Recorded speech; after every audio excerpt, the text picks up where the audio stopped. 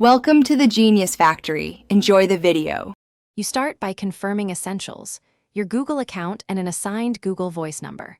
Once done, install the Google Voice app from the App Store on the iPad and sign in with that Google account. Make sure to grant microphone and notifications when prompted so calls and messages work. Next, open Settings inside the app and choose your Google Voice number as the primary caller ID. This connects app permissions to the number. Do this now, because it unlocks calling and messaging features immediately. Once signed in, go into the app settings and enable calls and messages so the app can place and receive audio sessions.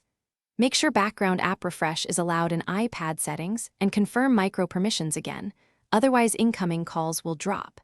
If you want cell fallback, set forwarding to another phone number, otherwise use Wi-Fi audio only. After configuring, place a brief test call to any number and leave a voicemail.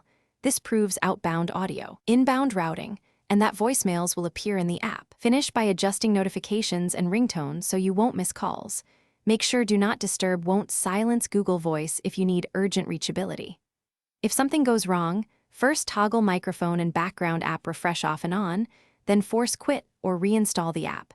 That often resolves permission or codec issues. If calls still fail, restart the iPad and try a different Wi-Fi network or a cellular hotspot. One key tip: recheck microphone permission after any iPadOS update because it can reset permissions.